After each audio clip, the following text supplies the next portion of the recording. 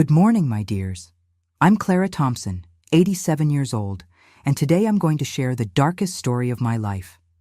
A story I've kept hidden for decades, but one that needs to be told so other women don't experience what I went through. Before I begin, if you're enjoying this video, please click the like button and subscribe to the channel. It helps this grandma continue sharing her stories. And let me know in the comments where you're watching from. I love knowing who's listening to my stories. It all began in 1958. I was only 20 years old when I met Anthony at our small town's harvest festival in rural Nebraska. He was handsome, hardworking, sold farming equipment, and had a smile that lit up my heart. We fell in love quickly, as people did back then. We didn't have time for long courtships like today. Within 3 months, we were married. What I didn't know was that by marrying Anthony, I was entering not just a marriage, but a prison controlled by Mrs. Genevieve, my mother-in-law, a woman who, behind her Bible and Sunday church attendance, hid a soul capable of the worst cruelties. I remember as if it were yesterday the first time I stepped into that house. It was a beautiful rural property, with an apple orchard in the back and a vegetable garden that Mrs. Genevieve tended meticulously. "This house has belonged to our family for 3 generations, she told me, while showing me the bedroom I would share with Anthony. I hope you know how to appreciate the privilege of being part of it now. I didn't realize at the time, but those words contained a warning. I was an intruder there, someone who constantly needed to prove her worth. During those first months, I tried everything to please my mother-in-law. I woke up before sunrise to prepare breakfast. I kept the house spotless. I helped in the garden even after a full day of washing and ironing clothes, but nothing was ever enough. If I baked a cake, her mother's was better. If I cleaned the house, there was always a corner I had neglected. If I wore a pretty dress to please Anthony, it was too flashy for a family woman. "You have city girl hands," she would say, looking with contempt at my broken nails from all the work. "They're not suited for country life." The truth is, I wasn't from the city. I was born and raised in the countryside, the daughter of simple farmers who barely had enough to eat. But to Mrs. Genevieve, I was too sophisticated for her son, while simultaneously not refined enough for her family. A contradiction I could never resolve. Anthony traveled a lot for work. He would spend entire weeks on the road selling farming equipment to farmers in other regions. At first, he called every day, sent affectionate letters, and returned with small gifts for me. But gradually, the calls decreased. The letters became shorter, the gifts rarer. Later, I discovered that Mrs. Genevieve had convinced Anthony that calling home too often was a waste of money. She also forgot to tell me when he called during the day while I was busy with chores, and the letters, many of them, simply disappeared before reaching my hands. "Anthony needs to focus on his work," she would say when I complained about the lack of news. "Men don't like clingy women." And so went the first years of my marriage, a constant struggle to maintain my place in that house, in that family, and especially in my husband's heart, who increasingly grew distant, manipulated by his mother's poisonous words. When we completed 3 years of marriage, the pressure for a grandchild began. Every month when my period came, Mrs. Genevieve would look at me with contempt, as if I were failing on purpose. In my time, a woman who didn't give her husband children was considered cursed, she would comment during dinner, making the sign of the cross. Thank God, today we have doctors who can check what's wrong. The truth is, Anthony spent more time on the road than at home. How could I get pregnant if we barely saw each other? But of course, I couldn't say that. A good wife doesn't question her husband's absences. It was during this time that I noticed the pitying looks neighbors gave me, conversations that stopped when I approached at the market or church. Later, I discovered that Mrs. Genevieve was spreading rumors about me in town. She said I was barren, that I had female problems, that Anthony was unhappy in the marriage. "Poor son of mine," she would tell the other women. "Married to a girl who cannot continue our family line." And so, slowly, she undermined my reputation, my confidence, my marriage, all with a smile on her lips and a Bible in her hands. The situation worsened when Ellie arrived. It was a Sunday afternoon. We were returning from church when a car stopped in front of our house. A beautiful young woman with dark hair and green eyes stepped out, carrying a small suitcase. It was Ellie, the daughter of Mrs. Genevieve's best friend. "My father remarried," she explained through tears as my mother-in-law embraced her with a tenderness she had never shown me. "His new wife doesn't want me in the house. I have nowhere to go." "Stay with us as long as you need, dear," said Mrs. Genevieve, without even consulting me. It was her house, after all. I was just the son's wife, a guest who could be replaced at any moment. Ellie wasn't a bad person, I must acknowledge. She was just a lost young woman who found herself in the middle of a cruel game orchestrated by my mother-in-law. She occupied spaces that should have been mine without realizing, or pretending not to realize, the discomfort she caused. She used my kitchen utensils without asking, left her things scattered around the house, and worst of all, received from Mrs. Genevieve all the affection and attention that were denied to me. "Look how Ellie set the table," my mother-in-law would say during meals. "What care, what elegance! She seems like she was born in a palace." Gradually, I began to notice how Ellie always appeared when Anthony called. She would stay nearby, letting out little giggles that made my husband ask, "Who's there with you?" And Mrs. Genevieve made a point of answering, "It's Ellie, that girl I told you about. She's helping us so much here at home." When Anthony's letters arrived, Mrs. Genevieve and Ellie would read them together before even giving them to me. If I asked why, the answer was always the same. "We need to see if there's any important information about the business, any return date we need to prepare for." It went on like this for months, living in that suffocating environment, feeling that gradually I was being erased, replaced. Anthony, who used to be gone for weeks, now stayed away for entire months without coming home. "He's making good money on this trip," Mrs. Genevieve would say. "Don't be selfish wanting him to come back just because you miss him." One night late, I heard voices coming from my mother-in-law's room. I silently approached the partially open door and could see Mrs. Genevieve and Ellie talking in low voices. "It's just a matter of time now," my mother-in-law was saying. "You'll stay here afterward, won't you? I need someone to take care of me, and you're like the daughter I never had." Ellie smiled, looking more uncomfortable than satisfied. "You've been very good to me, Mrs. Genevieve. I don't know what would have become of me without your help. Don't worry, dear. Soon everything will be resolved. Anthony deserves a real wife, someone like you."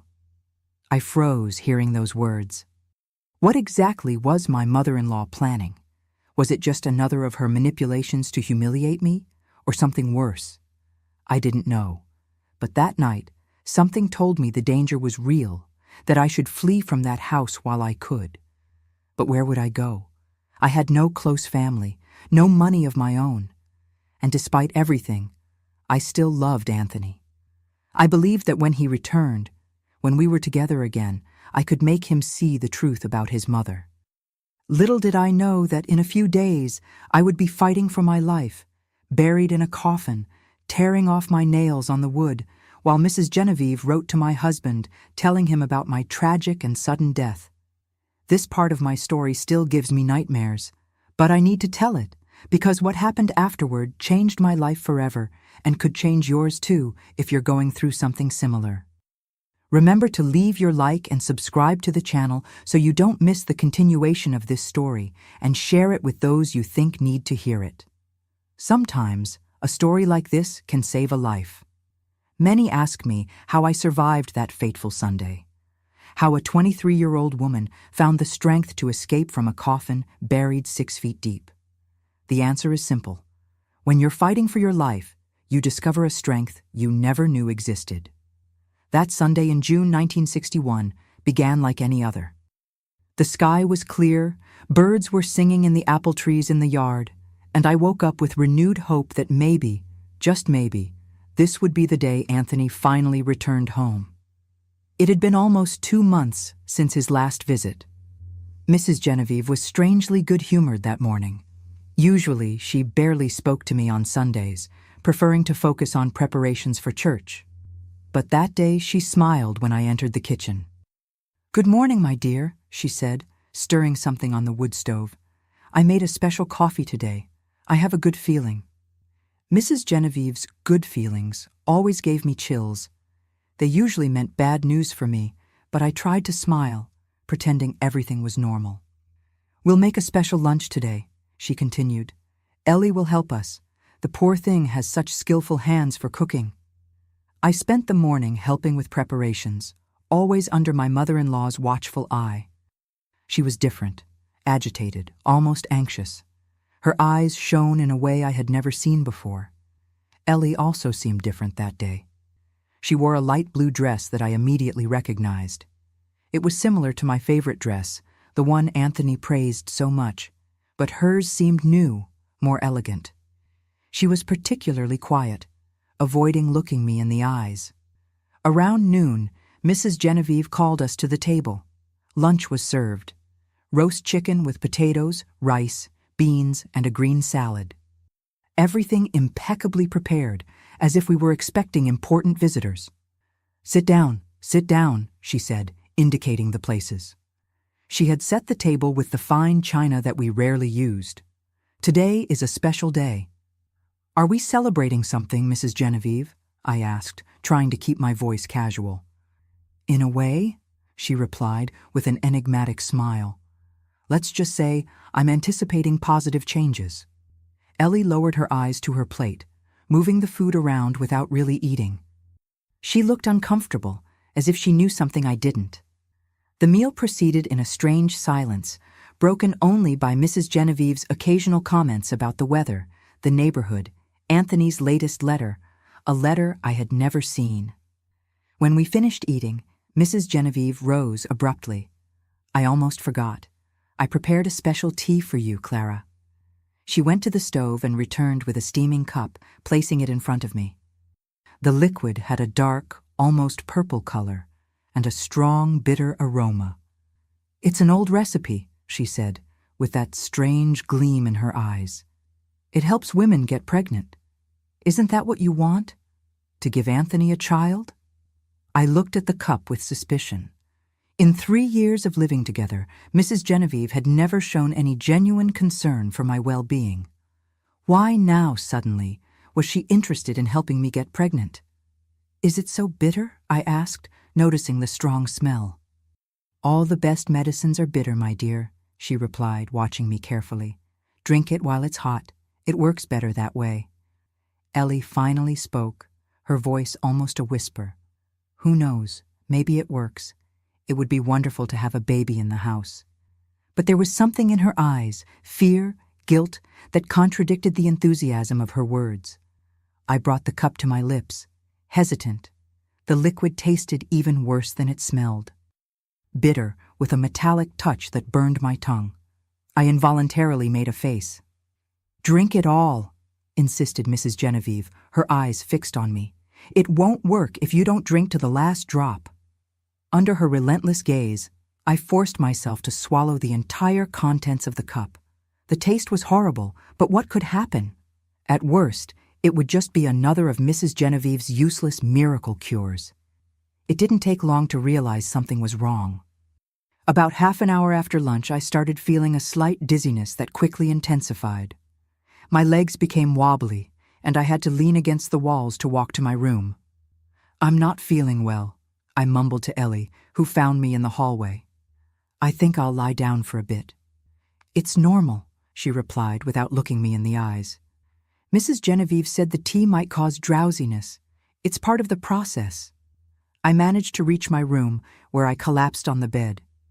The dizziness was now accompanied by nausea and a strange tingling sensation in my limbs. I tried to get up to ask for help, but my body wouldn't respond to my brain's commands. Something is wrong, I thought, feeling the panic grow. That wasn't a fertility remedy. With superhuman effort, I dragged myself to the door. I needed to get out of there, to seek help. But as soon as I managed to open it, the world spun violently around me. The last thing I remember was falling in the hallway, hearing hurried footsteps approaching. And then, darkness. I don't know how long I was unconscious. When I came to, the first sensation was suffocation, I couldn't move. I was confined in a tight, dark space, smelling of earth and wood. My eyes opened to total darkness. I instinctively stretched my arms, and my fingers touched rough wood just inches from my face. I felt around me, sensing more wood on all sides. It was when the terrible reality hit me like lightning. I was in a coffin, buried. "No, no, no," I screamed, but my voice sounded muffled, swallowed by the wood and earth. "Help! Someone help me!" Panic took over. I began thrashing violently, punching and kicking the coffin with all the strength I had, screaming until my throat burned. Tears streamed down my face as I fought uselessly against the wooden prison. "Please, God, I don't want to die like this." But nobody answered.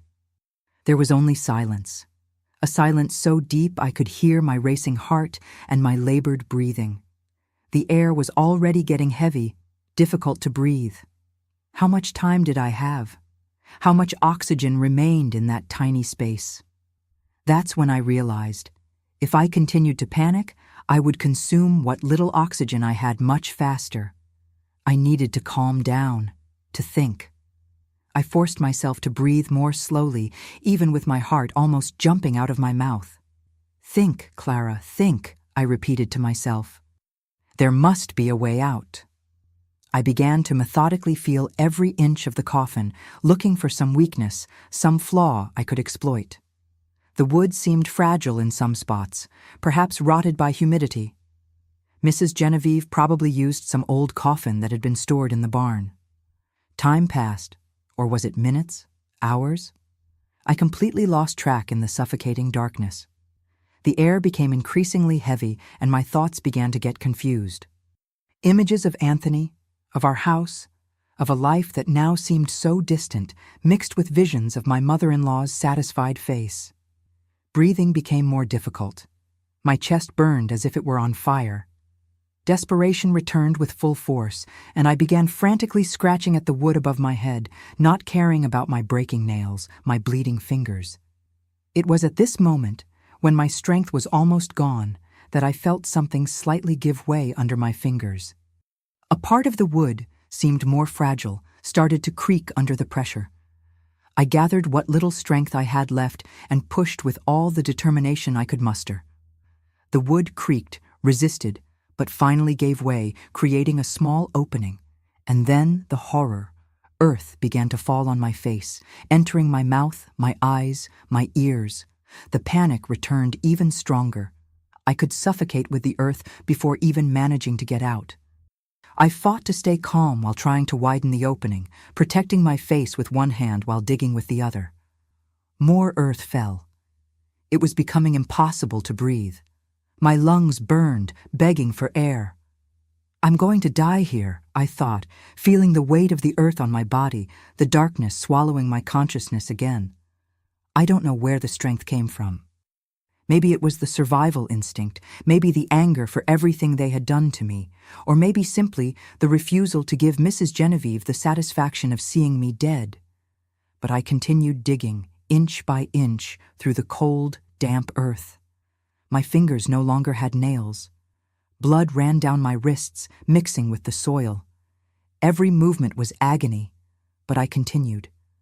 I won't die here. I won't give her that pleasure. I don't know how long I stayed like this, desperately digging toward the surface. It could have been minutes or hours. Time loses all meaning when you're fighting for your life. Finally, when I thought I couldn't take it anymore, when my lungs seemed about to explode and my consciousness began to fade, I felt something different. Fresher air touched my bloodied fingers. I redoubled my efforts, digging with renewed desperation. After a few more minutes of agony, my hand emerged on the surface. I felt the night air, fresh and pure as I had never felt before. With one last effort, I pushed my body upward, emerging from the ground like a ghost, covered in earth, blood, and sweat. I fell exhausted onto the damp grass, breathing in great gulps, crying and trembling uncontrollably. I looked around and recognized the back of the property, a small improvised cemetery where Mrs. Genevieve buried the farm animals, and now had tried to bury me too. The faint light of a waning moon illuminated the macabre scene, the disturbed earth from where I had emerged, my destroyed hands, my body covered in dirt and blood. It seemed like a scene out of a nightmare, but it was real. Terribly real. After a few minutes recovering my strength, I tried to stand up. My legs barely supported me, but the fear of being discovered by Mrs. Genevieve gave me the energy to continue. I stumbled toward the house, guided by the light coming from the kitchen. As I approached, I saw something through the window that I will never forget. Mrs. Genevieve, sitting at the table, calmly writing a letter. Even from a distance, I could hear her voice as she read aloud what she was writing. "Dear Anthony, it is with deep regret that I inform you that your wife has left us. The doctor said it was her heart. Don't worry about the funeral. I've already taken care of everything to spare you that pain. Ellie has been my guardian angel during this difficult time." That woman, who should have been like a second mother to me, was calmly communicating my death to my husband, a death that she herself had tried to cause. And worse, she was already preparing my replacement. At that moment, I knew I couldn't go back to that house. If Mrs. Genevieve saw me, she would try to finish what she started. I needed to flee, seek help, survive. With the last strength I had left, I dragged myself to the road that led to the neighboring farm. The Rogers house was about half a mile away. It seemed an impossible journey in my condition, but I had no choice. With each step, I felt I could faint. My entire body ached, my hands were bleeding intensely, and the effects of the poison still coursed through my veins. But I continued, one foot in front of the other, driven by the will to live, to denounce what they had done to me, to have justice. How long did it take me to travel that half-mile? An hour? 2? All I know is that when I finally spotted the lights of the Rogers farm, my legs gave way. I fell at the entrance to the property, and my last thought before losing consciousness was, "Please let someone find me." And someone did. And what happened next changed the course of my life forever. I woke up 3 days after my desperate escape. I opened my eyes to an unfamiliar ceiling, confused and disoriented. For a terrible moment, I thought I was still in the coffin, and panic began to take over. I tried to get up, but a sharp pain in my hands made me moan. "Easy, young lady. Everything's all right now. You're safe." It was Mrs. Louise, wife of James Rogers, our neighbors from the farm next door. She placed a gentle hand on my shoulder, calming me. I looked at my hands and saw they were completely bandaged. Fragmented memories began to return, the bitter tea, the darkness, the earth falling on my face, the desperate struggle to escape. How did you find me?" I asked. My voice was almost unrecognizable, hoarse from screaming in the coffin. "Our dog Rusty. He started barking like crazy near the farm entrance. James went to check and found you fallen on the road, covered in earth and blood. For a moment, he thought you were a ghost." Over the following days, I slowly regained my strength. Dr. Peterson, the town doctor who attended to rural families in the region, came daily to check on my condition. He confirmed what I already suspected. I had been poisoned with a mixture of toxic herbs, probably belladonna and other plants that Mrs. Genevieve cultivated in her medicinal garden. "It's a miracle you survived," he told me one afternoon, changing the bandages on my hands. "Not just the poison, but the hours buried alive. Your body is young and strong, but it was your will to live that really saved you." The news of what had happened spread quickly through the community. Sheriff Thompson came to question me as soon as he learned I was conscious. A serious man with a thick mustache and penetrating gaze, he listened attentively to my account, taking notes in a worn little notebook. "And you're absolutely certain it was your mother-in-law who poisoned you?" he asked, studying me over his glasses. "I am, Sheriff. She herself prepared the tea and insisted I drink to the last drop. And the girl, this Ellie, was involved too." I hesitated. Despite everything, I wasn't sure if Ellie really knew what Mrs. Genevieve was planning. "I can't say for certain. She was there, but she seemed nervous, uncomfortable. Maybe she didn't know exactly what was going to happen. The sheriff nodded, closing his notebook. Well, unfortunately, when we arrived at the property, your mother-in-law and the girl had already left. They took clothes, documents, and some money from what we could tell, but we found this. He took a small, black-covered notebook from his pocket and placed it in my hands. It was Mrs. Genevieve's diary. Read it when you feel strong enough. It confirms everything you told us, and more. That night, alone in the room the Rogers had prepared for me, I opened the diary. The pages were filled with my mother-in-law's small, precise handwriting. I began to read, feeling a chill down my spine with each sentence. The plan was there, detailed like an architectural project. How she had gradually distanced me from Anthony through small manipulations. How she had prolonged his trips so I would feel increasingly isolated. How she had spread rumors in town to undermine my reputation. And then Ellie's arrival, not by chance, but meticulously planned. The young woman had no problems with her father or stepmother. It was all a lie orchestrated by Mrs. Genevieve, who had chosen her as the ideal replacement for me long before bringing her to our house. Most shocking, however, was discovering that Anthony wasn't entirely innocent. In the diary pages, Mrs. Genevieve mentioned several conversations with her son about me, about how I wasn't the ideal wife for him, how I would never adapt to country life, how I would probably never give him a child. In one particularly painful entry, she wrote, "Anthony is finally beginning to see reason. Today he asked if I really thought he and Clara had a future together. I planted the seed of doubt, and now it begins to bloom." I closed the diary feeling betrayed twice, not just by my mother-in-law, who had tried to kill me, but also by my husband, who had allowed her to poison his mind against me, who perhaps even knew about the plan. A week after being found, I could already walk around the Rogers house without help. My hands still hurt terribly. The fingers without nails were extremely sensitive, but at least the fever caused by the poison had ceased. That's when James rushed into the kitchen, where I was having coffee with Mrs. Louise. "Anthony's back," he said, looking at me with concern. "He's in town, looking for you." My heart raced. Part of me still loved that man, despite everything. But the revelation in the diary had planted a doubt that grew each day. How much did he know? How much had he consented to? "I don't want to see him," I answered, surprising myself with the firmness of my voice. "He'll come here," said James. "He's already asking around. Someone will certainly tell him you're with us." Mrs. Louise took my hand carefully. "Clara, dear, you don't have to see him if you don't want to. We can say you're still too weak, that the doctor prohibited visits." I slowly shook my head. "No, I need to face him. I need to look him in the eyes and hear what he has to say." The following afternoon, I heard the sound of a car approaching. From the bedroom window, I saw Anthony get out of a black Ford, the same one he used on his work trips. He looked haggard, with deep circles under his eyes and a thinner face than I remembered. I slowly descended the stairs, leaning on the railing. When I entered the living room, Anthony was standing, holding his hat in his hands, talking quietly with James.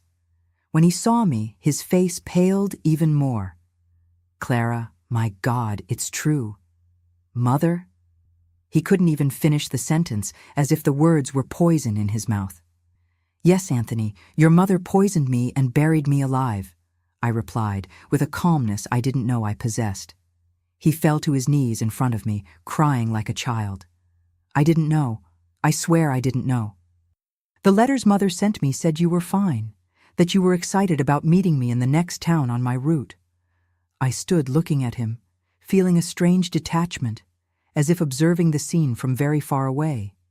This man, who was once the center of my world, now seemed like a stranger to me, weak, manipulable, unable to protect even the woman he swore to love. "I won't go back to that house, Anthony," I said simply. "But Clara, it's our home. We'll start over, just the two of us. Mother will never come near us again. I promise. I'll take care of you, protect you." That's when I realized He still didn't understand what had happened, the gravity of what his mother had done. "Where is your mother now, Anthony?" He hesitated, avoiding my gaze. "The police are looking for her. They say she fled to Canada, maybe." "And what do you think she did? Do you really believe your mother tried to kill me?" He lowered his eyes, and in that moment, I saw the truth. "Clara, you need to understand. Mother has always been a difficult woman, but deep down she only wants what's best for me. Maybe she went too far this time." I felt a cold anger spread through my body. "Too far? She buried me alive, Anthony. I tore off my nails trying to get out of that coffin. I felt the earth falling on my face, suffocating me. I know. It's horrible, but Mother wasn't in her right mind. She always had this obsession with controlling my life, with ensuring I had the best. In her head, maybe she really believed she was doing you a favor by getting rid of me," I completed, incredulous. He didn't answer, but his silence said everything. "Your mother only wanted the best for you," I repeated his words, feeling each one like a stab. "And the best for you was to see me dead." "That's not what I meant. Clara, please, you're twisting my words." It was at that moment I realized, looking at that man I had loved, I clearly saw how he would always be, a boy tied to his mother's apron strings, unable to see the truth, even when it was bleeding right in front of him. As much as he swore to protect me now, his loyalty would always be divided. "Anthony," I said calmly, "if your mother appeared at that door right now, crying, saying she was sorry, what would you do?" He hesitated, and that hesitation was all the answer I needed.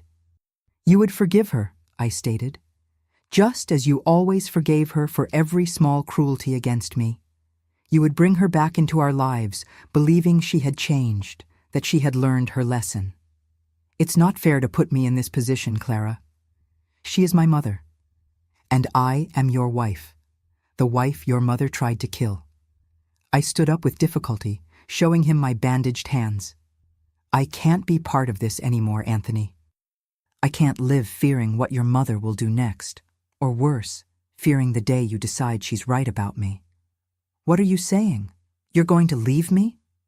His voice mixed desperation and indignation, as if I were committing some injustice against him. "I'm saying I've already survived one burial. I won't wait for the next one." The following weeks were a whirlwind. Anthony refused to accept my decision, appearing almost daily at the Rogers house with gifts, promises, pleas. He even brought the parish priest to try to convince me to save our marriage. "Marriage is sacred, my child," said Father Wilson, sitting uncomfortably in the Rogers living room. "For better or worse, in sickness and in health." "And do you believe being buried alive by your mother-in-law is part of those vows, Father?" I asked, with a calmness that surprised even me. He didn't know how to respond. Meanwhile, Dr. Richard Peterson, the doctor who was caring for me, began visiting more frequently than necessary. A kind man in his 40s, a widower who had studied medicine in Boston before returning to our small town. He brought me books, talked with me about subjects that went beyond weather and harvests, and seemed genuinely interested in my thoughts. It was he who gave me the idea that would change my life. "Have you ever thought about studying nursing, Clara?" he asked one afternoon while changing my bandages. "You have delicate hands and an incredible capacity to endure pain. You would make an excellent nurse." I laughed, finding the idea absurd. "I barely finished junior high, doctor. How could I be a nurse? There are technical courses in the city. It's not as difficult as you imagine. And if I may say, you need to rebuild your life away from here. This town has too many painful memories for you." That seed planted by Dr. Peterson began to germinate in my mind.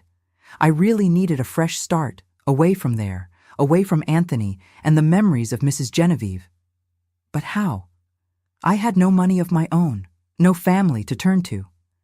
As if reading my thoughts, Dr. Peterson continued, "I have a sister who lives in the city. She runs a small clinic and always needs assistance. If you want, I can talk to her." It would be a start until you can enter a formal course. I looked at him, hardly believing what I was hearing. Why are you helping me so much, doctor? He smiled with an expression I couldn't decipher at the time. Let's just say I also know what it's like to need a fresh start.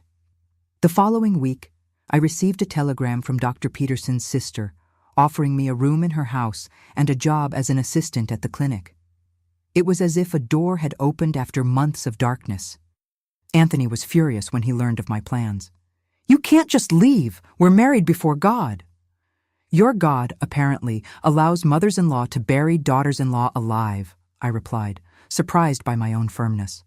I'm leaving, Anthony. I've made my decision. And if I don't allow it, I'm your husband. I have rights. What rights? To hand me over to your mother to finish the job, or do you plan to do it yourself next time? He recoiled, shocked by my words. For the first time, I saw fear in his eyes. Not fear for me, but fear of me, of the woman who had emerged from that coffin, a woman who had nothing left to lose. You've changed, Clara, he finally said. You're not the same.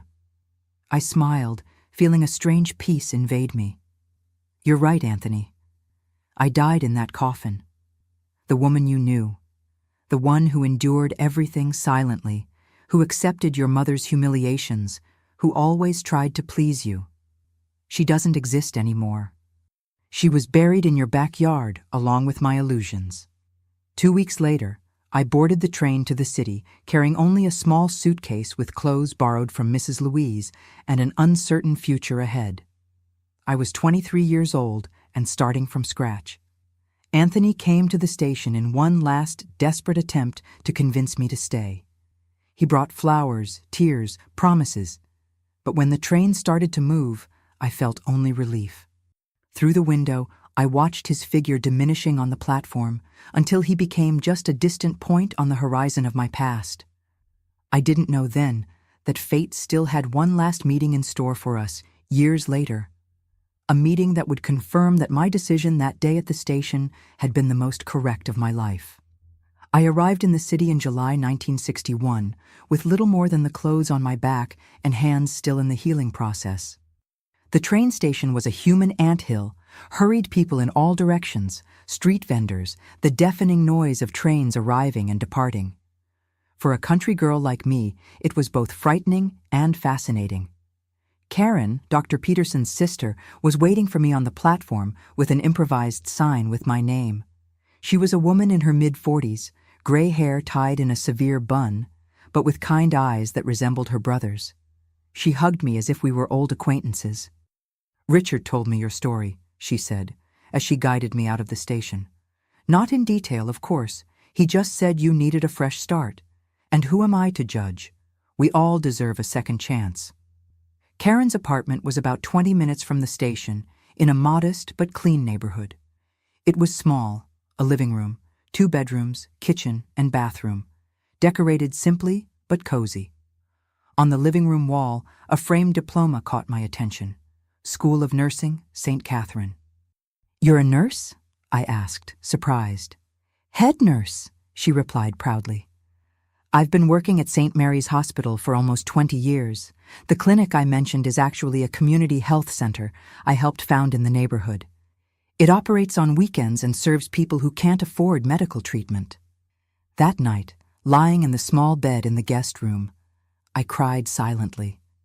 They weren't tears of sadness, but of relief. For the first time in years, I didn't need to sleep with one eye open, fearing what Mrs. Genevieve might do. I was hundreds of miles away from her, surrounded by people who genuinely wanted to help me. The first days in the city were a whirlwind of new experiences.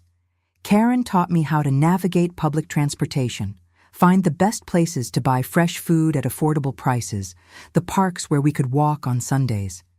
She didn't ask many questions about my past, and I was grateful for that. At the community health center, I started performing simple tasks, organizing patient files, keeping the waiting room in order, helping the elderly fill out forms. My hands weren't completely recovered yet, which limited what I could do physically, but I carefully observed the nurses' work, amazed by their competence and compassion. "You have the eyes of someone who wants to learn," commented Dr. Paul, one of the volunteer doctors, after catching me watching as he sutured the arm of a construction worker. "Have you ever thought about studying nursing?" I told him about Dr. Peterson's suggestion. "But I don't know if I could. I don't have money for a course, and my formal education is limited." "There are scholarship programs for people in your situation," he replied. "And as for formal education, well, that can be resolved with study and determination. You seem to have both." That's how, 3 months after my arrival in the city, I began attending night classes to complete my basic education. During the day, I continued working at the health center, now with more responsibilities as my hands strengthened. At night, after classes, I studied until falling asleep over my books. It was a period of enormous challenges. Money was tight. The little I earned at the center barely covered my basic expenses for transportation and school materials. Karen insisted that I didn't need to pay rent, but I made a point of contributing what I could to household expenses. There were nights when fatigue seemed unbearable, nights when I dreamed of the coffin, waking up drenched in sweat, fighting to breathe, nights when the longing for a life I never had, a loving family, a husband who truly protected me, hurt like an open wound. But I persisted. Each small achievement, a good grade on a test, a sincere thank you from a patient, a compliment from Karen, was like a ray of sunshine after an endless storm. In 1962, almost a year after my arrival in the city, I received a letter that shook my fragile equilibrium. It was from Mrs. Louise, the neighbor who had taken me in after my desperate escape from Mrs. Genevieve's house. "Dear Clara," she wrote in her trembling handwriting, "I hope this letter finds you well. I have news you need to know. Your mother-in-law was finally located and arrested in a town in Canada. She was living under a false name, but was recognized by a traveling American businessman who remembered the case from the newspapers. Anthony sold almost everything he had to hire lawyers for her. He's determined to prove she wasn't in her right mind when she did what she did. As for Ellie, it seems she returned to her father's house. She testified to the police that she didn't know about Mrs. Genevieve's plan, that she believed you had run off with another man, as your mother-in-law had said. Whether it's true or not, only God knows." I let the letter fall to the floor, feeling suddenly exhausted. After everything his mother had done, Anthony was still by her side, defending her, spending everything he had to free her from justice. I had made the right decision in leaving. "Bad news?" asked Karen, finding me still sitting, staring into space. I handed her the letter in silence. She read it quickly, her eyes widening with each line. "My God, Clara," she said finally. "Richard told me you had been through something terrible, but this is monstrous." It was the first time I told the whole story to someone other than Dr. Peterson and the authorities. Karen listened in silence, her kind eyes filling with tears as I described the years of small cruelties, Ellie's arrival, the poisoned tea, the hours of absolute terror in the coffin. When I finished, she simply hugged me. She didn't say everything would be fine. She didn't offer empty advice or easy consolation. She just held me while I cried, not from sadness or fear, but from relief at finally sharing the burden I carried. That night, I made a decision. I wouldn't allow my past to define my future. Mrs. Genevieve had tried to bury me, but like a seed, I would sprout from the earth stronger. In 1963, I completed my basic education and, thanks to Dr. Paul's enthusiastic recommendation, got a scholarship for a nursing technical course. They were 2 intense years of study, internships in hospitals, sleepless nights preparing assignments, and reviewing subjects. It was during one of these internships that I met Robert. He was a resident doctor in the pediatrics department, a quiet man with gentle eyes and steady hands. I observed him for weeks before we really spoke. The way he treated children with respect, how he listened attentively to concerned parents, how he never lost patience, even after exhausting shifts. Our first real encounter happened during an emergency. A child in convulsions was brought in urgently, and I was the only assistant available at that moment. Robert gave me clear, precise instructions, and we worked in perfect sync to stabilize the young patient. "You have a knack for this," he said afterward, as we had coffee in the hospital cafeteria. "It's not something you learn from books." I smiled, flattered by the genuine compliment. "I've learned to trust my instincts. They've saved me more than once." We began meeting regularly after shifts, first to discuss cases, then for conversations that went far beyond medicine. I told him about my past bit by bit, testing his reactions, expecting to see the horror, the pity, or worse, the disbelief I had seen in Anthony's eyes. But Robert just listened. Really listened. When I finally told him about the coffin, about how I fought to get out of the earth with my own hands, he held my scarred hands and kissed them delicately. "You're the bravest person I've ever met," he said simply.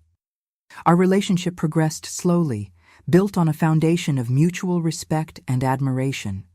There were no power games, no subtle manipulations, no control attempts disguised as concern. It was the opposite of everything I had known with Anthony and his mother. In 1965, I graduated as a nursing technician and got a job at the same hospital where Robert worked. That same year, he proposed to me, not with grand gestures or grandiose promises, but with simple and sincere words during a picnic in the park. "I want to build a life with you, Clara," he said. "A life based on partnership, respect, and true love. I can't promise it will always be easy, but I promise I'll always be by your side, listening to you, supporting you, growing with you." I hesitated. Legally, I was still married to Anthony, though we hadn't had contact for years. And there was another, deeper concern. "What if I can't have children?" I asked, expressing a fear that had tormented me since the years with Mrs. Genevieve. "I was married for 3 years and never got pregnant. Your mother always said I was barren." Robert smiled, caressing my face. "First, if you can't have biological children, there are many children needing a home. Second, you were married to a man who was rarely home, so it doesn't seem like you had many opportunities. And third, even if your mother-in-law were a doctor, which she wasn't, she had no way of knowing this without proper exams. She was just being cruel." His words melted a layer of insecurity I didn't even know I still carried. I accepted his proposal with tears in my eyes, not of sadness, but of a happiness I never thought possible for me. I got the divorce from Anthony that same year. A difficult process at the time, but facilitated by the extraordinary circumstances of the case and the fact that he didn't contest it. According to the lawyer, he was completely absorbed in his mother's trial and barely had the resources to deal with another legal battle. Robert and I married in a simple ceremony, just with close friends.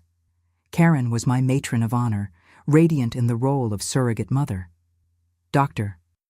Peterson came from my hometown, especially for the occasion, bringing with him a gift that deeply moved me, a letter from the Rogers, the couple who saved me that terrible night, wishing me all the happiness in the world.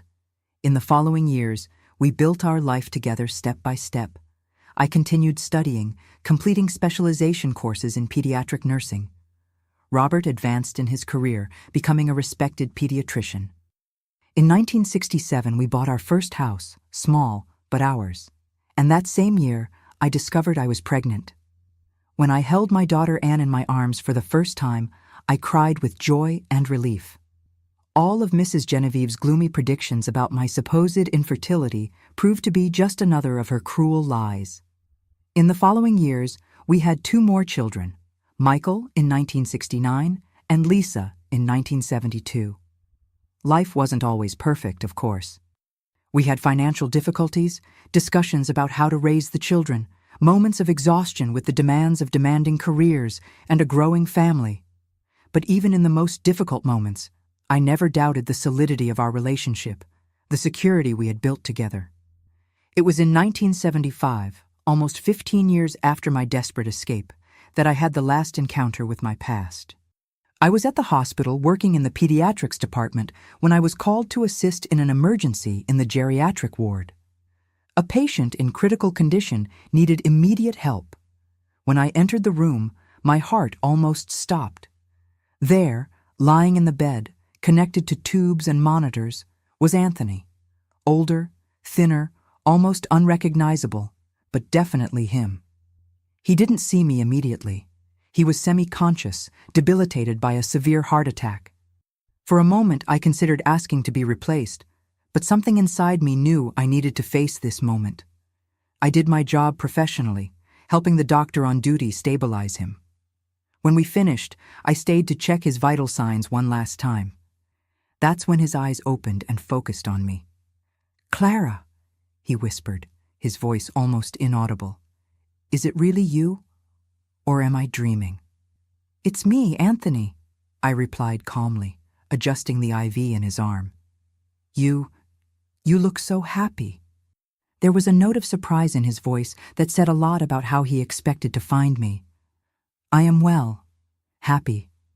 He closed his eyes for a moment, then opened them again, tears running down his temples. "Mother died in prison 2 years ago.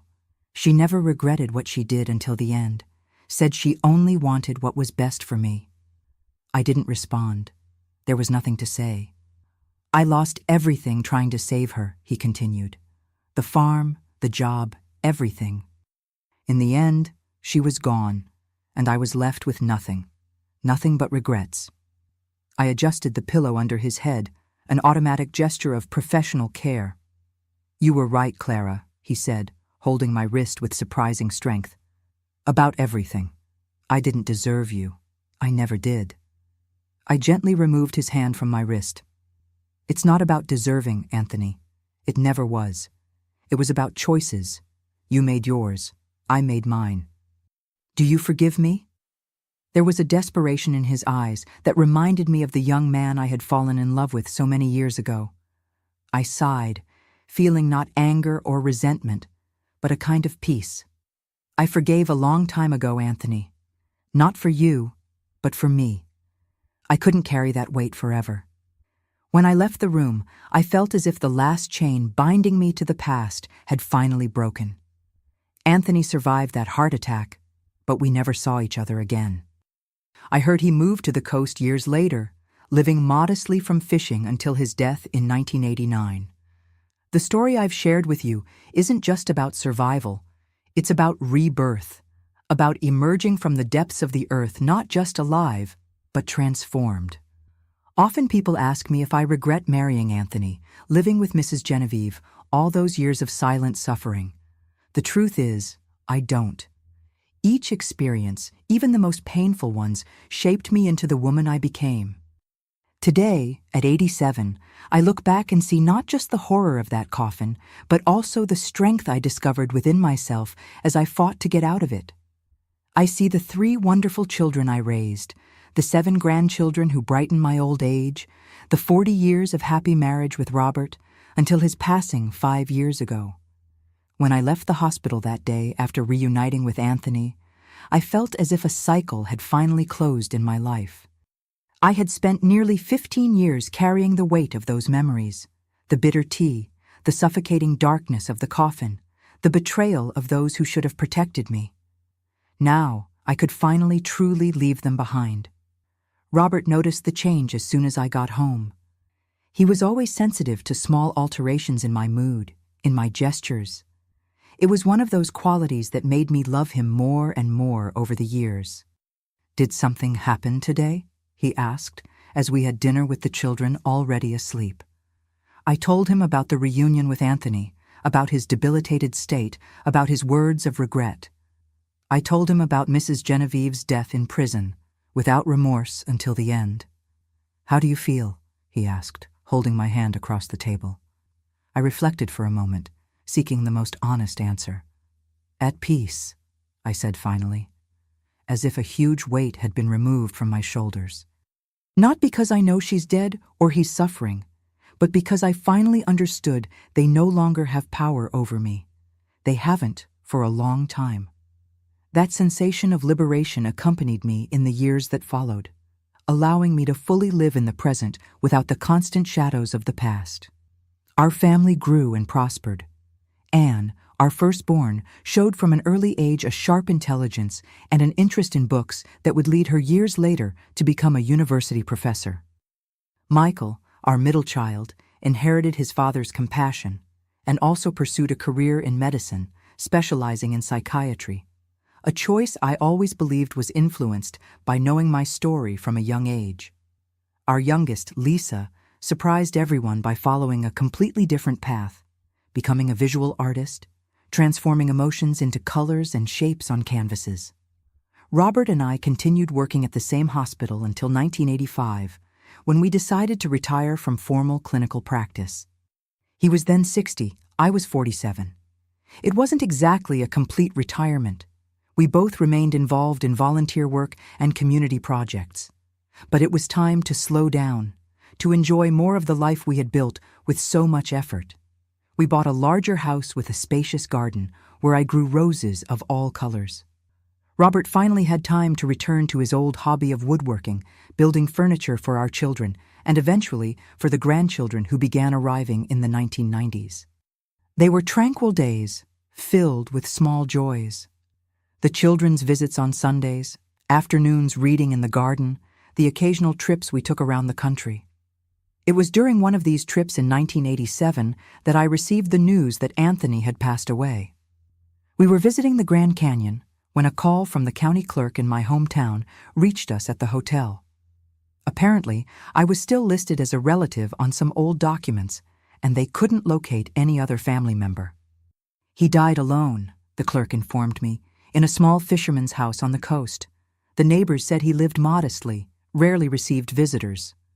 I thanked him for the information and hung up the phone, feeling a strange mixture of emotions. It wasn't exactly sadness. The Anthony I loved had disappeared decades ago. It was something closer to melancholy, perhaps a lament for everything that could have been different if he had made other choices. "Do you want to go to the funeral?" asked Robert, always respectful of my feelings regarding my past. I shook my head. No, that part of my life has been over for a long time. I hope he found some peace before the end. We continued our trip, and in the days that followed, I found myself reflecting not on Anthony, but on the young woman I had been, that 20-year-old girl who married full of hopes, who desperately tried to make a marriage destined for failure work, who fought tooth and nail to escape from a coffin buried 6 feet deep. I realized I felt an immense pride in that young woman, in her resilience, in her refusal to give up, even when everything seemed lost. She was part of me, of course, but sometimes she seemed like a completely different person, someone I knew and admired, not just someone I had been. The 1990s brought significant changes for our family. The children were all established in their careers, 2 of them already married with small children. Robert and I became grandparents, a role we embraced with all enthusiasm. Our house became the family meeting point on weekends, with children running through the garden, the smell of cakes in the oven, and long conversations around the table. It was during this time that I began telling my story to the older grandchildren. Not all the dark details, of course, but enough for them to understand the importance of resilience, true love, the ability to start over even after the worst experiences. "Grandma was once inside a coffin and managed to get out," I would tell them, as they listened with wide eyes. That's why I always say we shouldn't give up when things get tough. In 1995, I was invited to give a lecture to nursing students about my professional experience. It was supposed to be a presentation about humanized care techniques for traumatized patients based on my years of clinical practice. But during the question session, a young student raised her hand. "Excuse the indiscretion, Mrs. Thompson, but is it true what they say, that you were buried alive when you were young?" A tense silence fell over the auditorium. The professor who had invited me looked mortified by the question, but I made a reassuring gesture to her. "It's true," I replied calmly. "It was many years ago, in circumstances that aren't appropriate to discuss here, but yes, I survived that." "And how? How did you manage to move forward after something like that?" The student's voice trembled slightly. I looked at that sea of young faces, all waiting for my answer. I realized that perhaps my story could have value beyond my own personal memories. It wasn't easy, I replied honestly. There were days when I woke up screaming, feeling the weight of the earth on my body. There were moments when distrust and fear threatened to consume everything good I was trying to build. But I discovered three fundamental things. First, that we are much stronger than we imagine. Second, that true love exists and heals. And third, that our worst experiences can transform into our greatest strength. After that lecture, more invitations came from other colleges, from support groups for victims of violence, even from a local radio program focused on stories of overcoming. Initially hesitant, I ended up accepting some of them, feeling that perhaps my experience could help other people. In 1998, my story was included in a book about survivors of extreme situations. The author, a psychologist specializing in trauma, interviewed me extensively over several months. It was a difficult process to relive every detail of those painful years, but also cathartic in a way I hadn't expected. "Your story is extraordinary," he said upon concluding our sessions. "Not just for the physical survival in that coffin, but for the emotional journey that came afterward. The reconstruction of a full life, the ability to love again, to trust, to find purpose." "I don't feel extraordinary," I replied sincerely. "I did what anyone would do in my situation. I fought to survive. Then I tried to be happy, day after day, choice after choice." "That's exactly what makes you extraordinary," he smiled. "That simplicity with which you face something so monumental." The book was published the following year, and to my surprise, had considerable repercussions. I received letters from strangers all over the country, mainly women who had survived their own metaphorical coffins, abusive relationships, toxic families, traumas of various types. "Your story gave me the courage to finally leave home," wrote a young mother from Miami. "If you manage to escape from a real coffin, I can escape from my marriage, which has been a prison for 10 years. Those letters moved me deeply. I responded to each one personally, offering words of encouragement and, when possible, information about support resources in their regions. Robert joked that I had become a correspondence counselor in my retirement years. The turn of the millennium brought new challenges. Robert was diagnosed with Parkinson's in 2001, devastating news for our family. The disease progressed slowly at first, allowing us to maintain many of our usual activities. But as the years passed, the symptoms intensified, requiring constant adaptations to our routine. "It's my turn to take care of you now," I told him, adapting our house to his new needs, learning about medications and therapies, becoming his caregiver, just as he had been my support for so many years. They were difficult years, seeing that strong and vibrant man gradually losing control over his own body. But amid the difficulties, we found moments of deep connection and even unexpected joy. The visits from children and grandchildren became even more important, bringing life and movement to our house, increasingly adapted to Robert's limitations.